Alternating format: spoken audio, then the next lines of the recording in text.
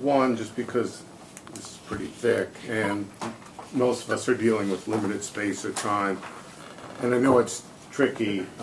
In one sentence or two, can you say what this lawsuit is about? And I'll have a follow-up.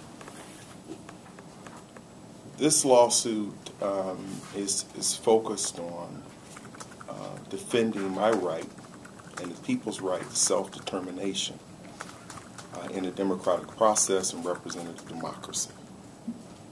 And the lawsuit specifically, the defamation and lies, outright lies about, the truth of the matter is of Medicaid expansion. The governor personally asked me to lobby some of his members so that we could try to get that through. I also drafted a bill for Medicaid expansion. So to put that out, and here's one of the issues. I know this is not as brief as you wanted, but I have to say this. It's very important. For poor Americans, Medicaid expansion in the state of Ohio will assist 275,000 plus people. That's serious business in the communities that I represent. It's something also that I've fought for most of my professional life.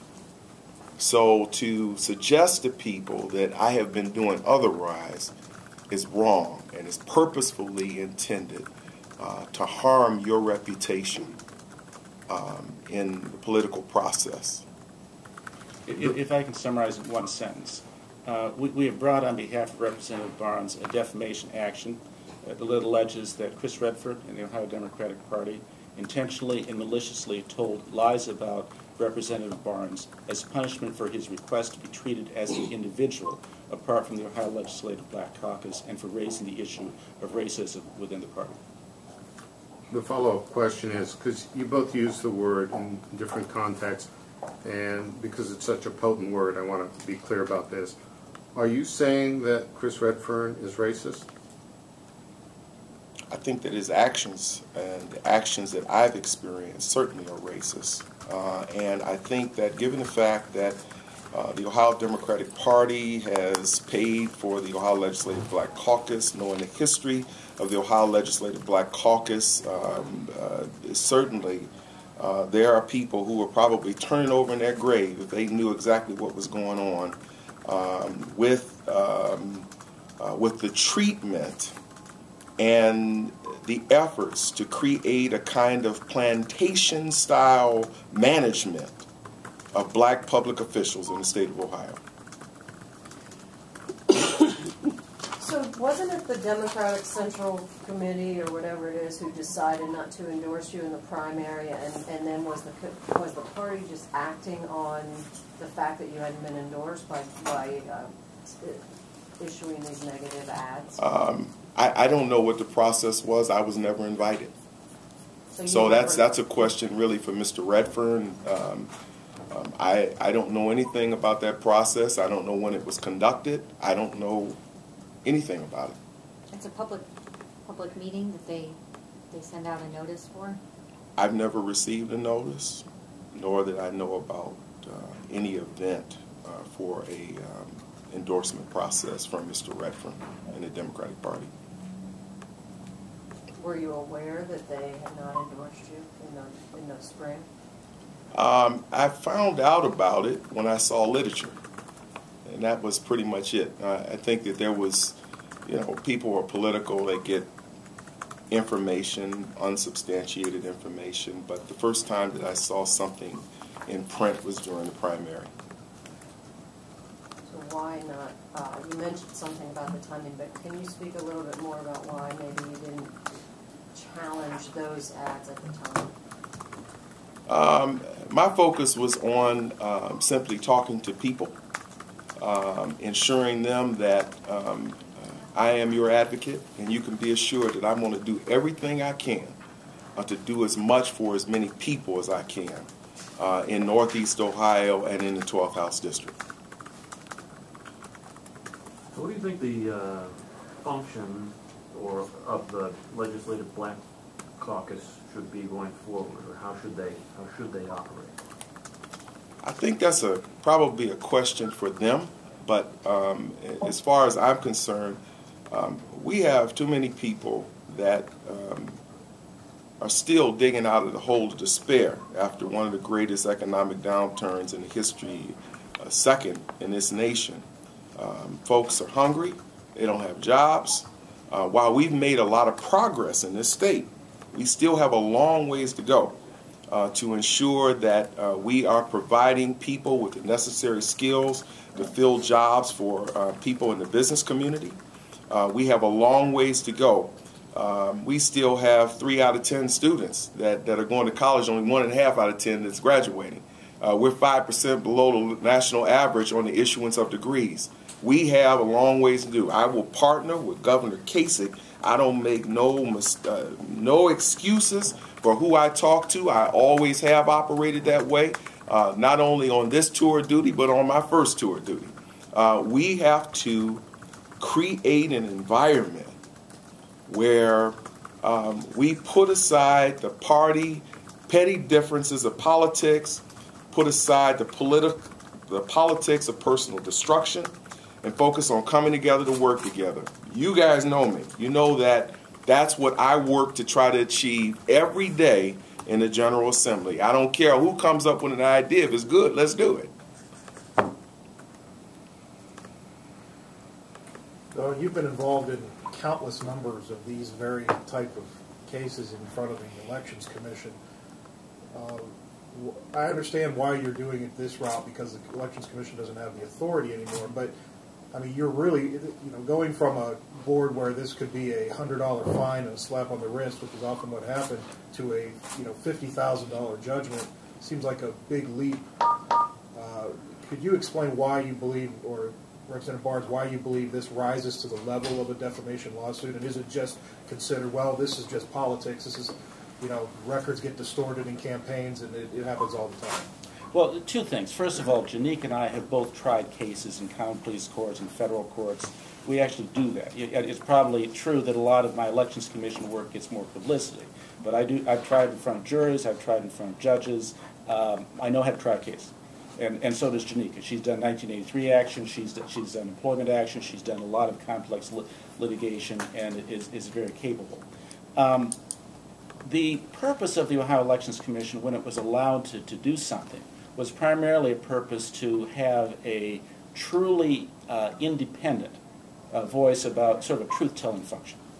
And prior to the Pestrack decision, the 6th Circuit U.S. Court of Appeals decision, the Ohio Elections Commission could impose fines. That authority was taken away from them.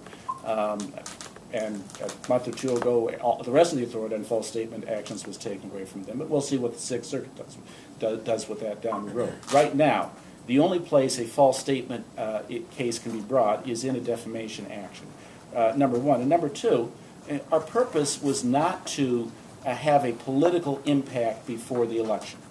None of you heard a word about this. None of us breathed a word about this. We had the complaint ready to go well before the election.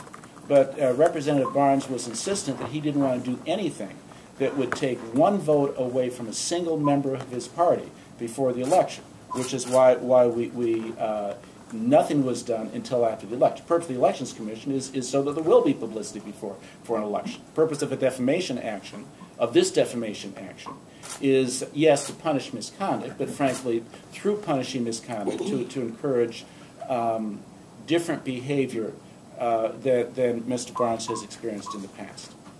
So you intended to have Chris Redfern named as a defendant even before he resigned? It was drafted for the Ohio Elections Commission before the federal court said they didn't have jurisdiction. Yes, he was named in that. Back in June. Yeah.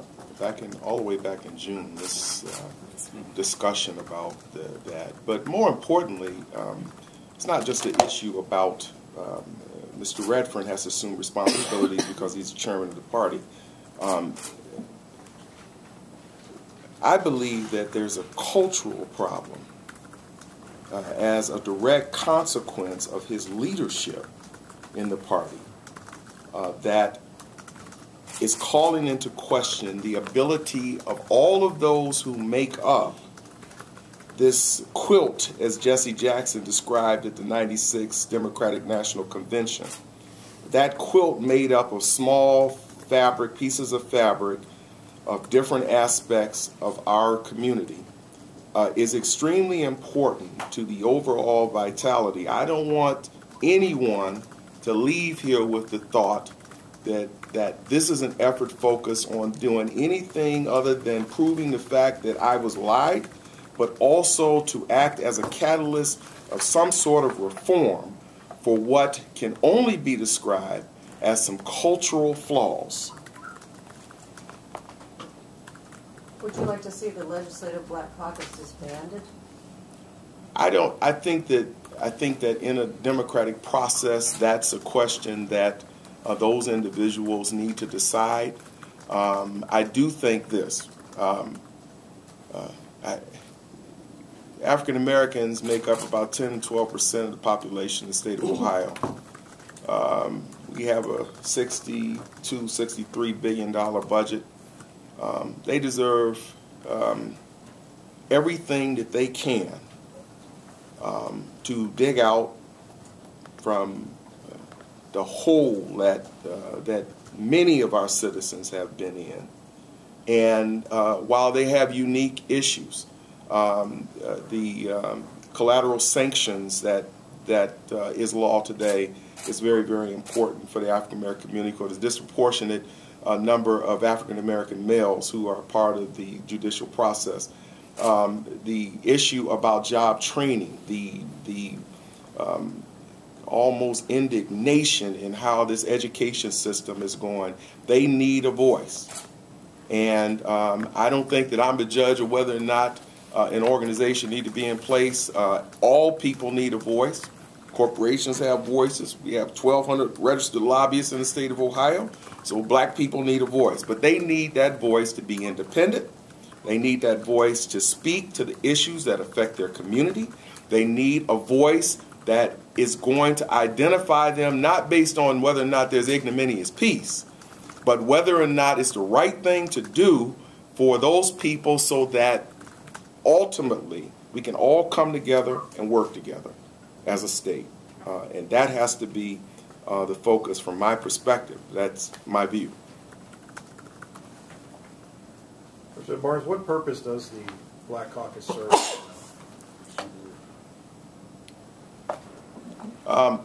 The Black Caucus is a part of the Democratic Party. And, you know, I mean, everybody does some good. You know, God-fearing people always try to find the good in people. So I'm not here today to slam that organization. What I am here today is to say that if I don't want to be a member of that organization, I should not be penalized and required to communicate through that organization for the purpose of advocating on behalf of the people of the 12th House District, or all Ohioans.